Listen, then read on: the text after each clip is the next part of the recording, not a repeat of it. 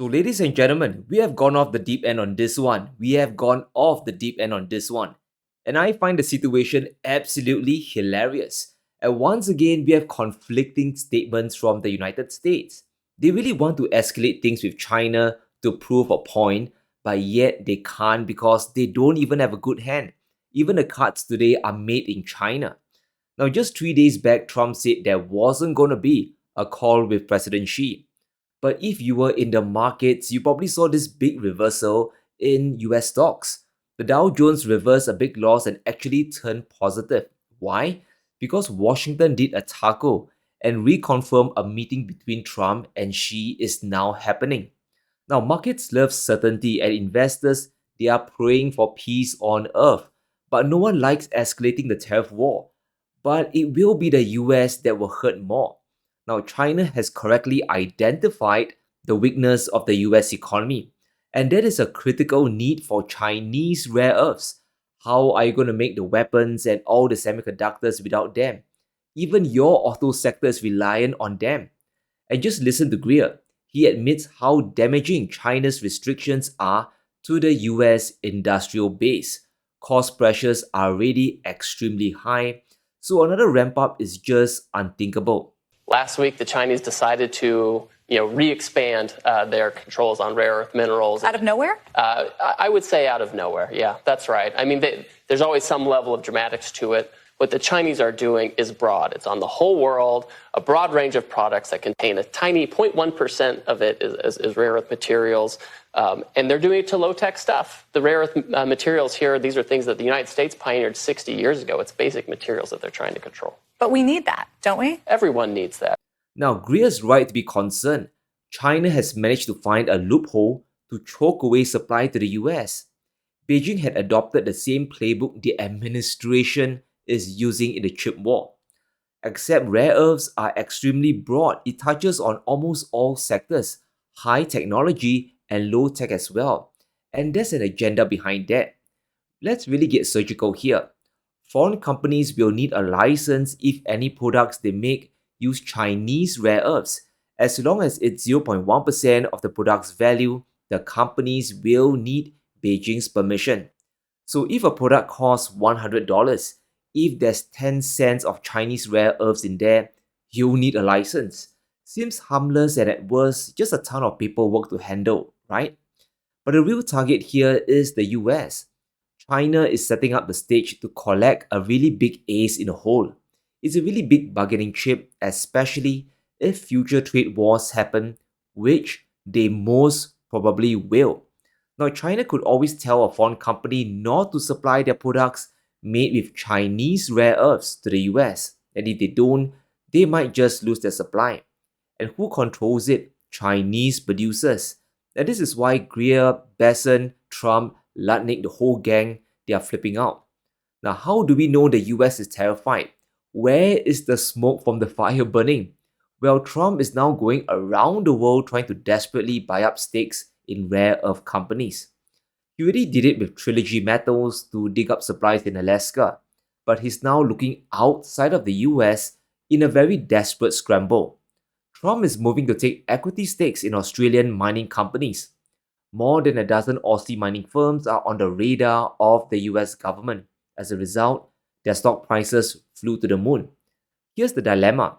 Does the US want these companies to dig up critical minerals on US soil because that is going to be extremely outrageously expensive? Or is the plan to buy up supply chains around the world? That is more viable, but it's critical to remember that digging up rare earths is just one part of the equation. Or is the plan to buy up supply chains in the world? That is more viable, but it's critical to remember that digging up rare earths is just one part of the equation. You still need to process these minerals. In its raw form, rare earths are as good as useless. But to build processing plants from scratch is near impossible today. It's not environmentally friendly, and you need to refine it at an affordable price as well.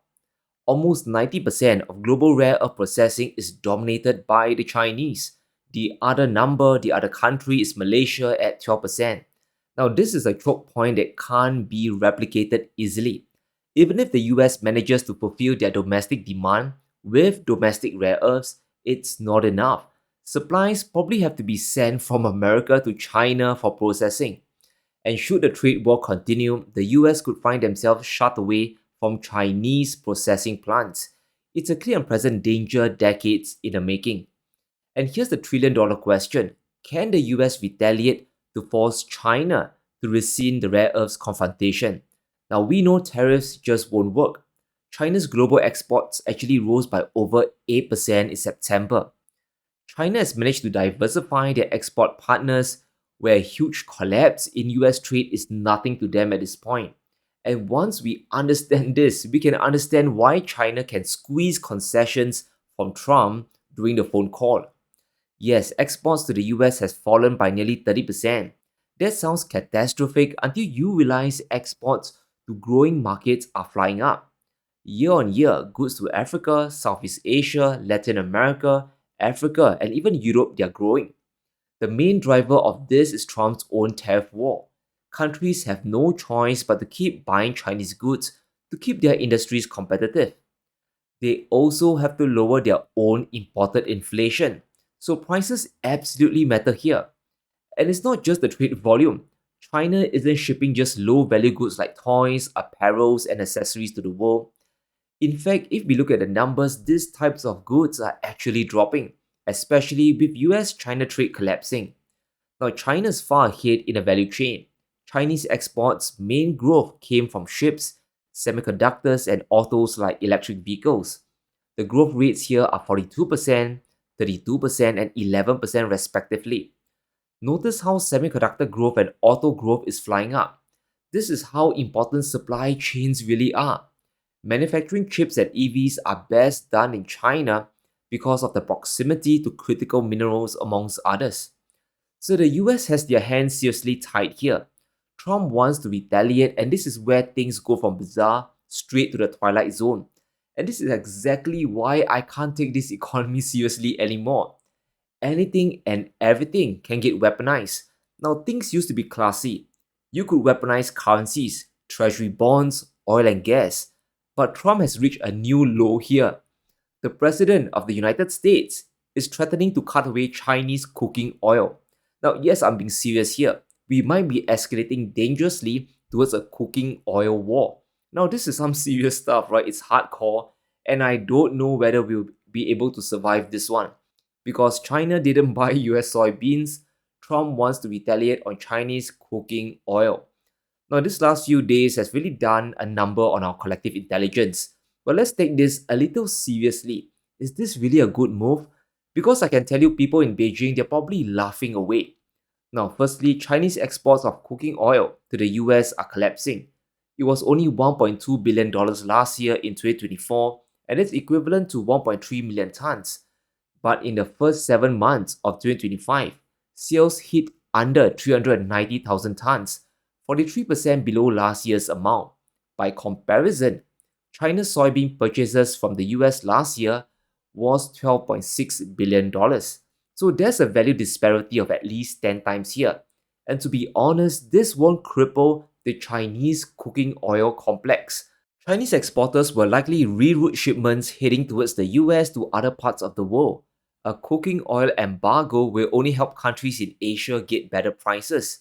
Now, if Trump does this, personally, I'll be extremely happy. I'll be ecstatic.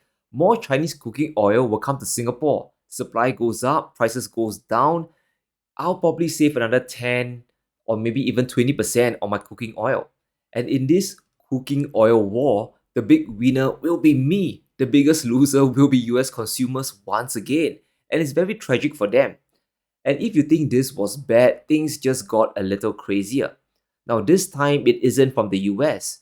Europe is getting more and more desperate for industrial survival. Now, when we think of Europe's industrial crisis, the first thing we veer towards is energy, and that's true. They don't have cheap Russian gas or commodities anymore. So everything being made there is being produced at a premium. But Europe has another problem.